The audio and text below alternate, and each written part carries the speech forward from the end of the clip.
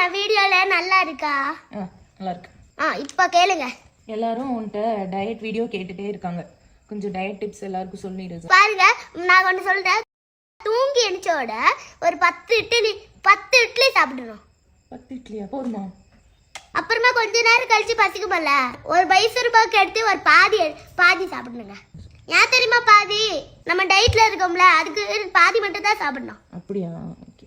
நமக்கு மதியானம் பசிக்குதுல்ல, அப்போ வந்து ஒரு தட்டு பிளேட்ல பிரியாணி, அதுக்கப்புறம் ஒரு லெக் பீஸ் ஃபுல் கட்டிடுங்க. போதுமா? பிரியாணி சாப்பிட்டு முடிச்சோட ஸ்வீட்டு சாப்பிடணும்னு தோணுமல்ல, கடையில் வச்சு பாதி மைசூர் பாக்கு இருக்குல்ல, அதை எடுத்து பாதி சாப்பிடலாம். அது கூட ஒரு குலாப் ஜாமு, அவ்வளோதான். போதும். ஈவினிங் பசிக்குமல்ல, அப்போ ஸ்நாக்ஸ் பிஸ்கெட்லாம் சாப்பிடக்கூடாது. வேற என்ன சாப்பிடணும்? அந்த ஃப்ரூட்ஸ் தான் சாப்பிடணும். வேணா ஒரு முட்டை பப்ஸ் மட்டும் ஒன்று சாப்பிடுங்க.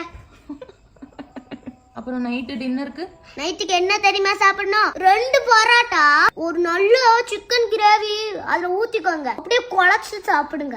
அவ்வளவுதான் கைஸ், டயட் முடிஞ்சிருச்சு. இந்த டயட்ல ஃபாலோ பண்ணுங்க கைஸ், அப்பதான் உங்களுக்கும் இப்படி 6 பேக் வரும்.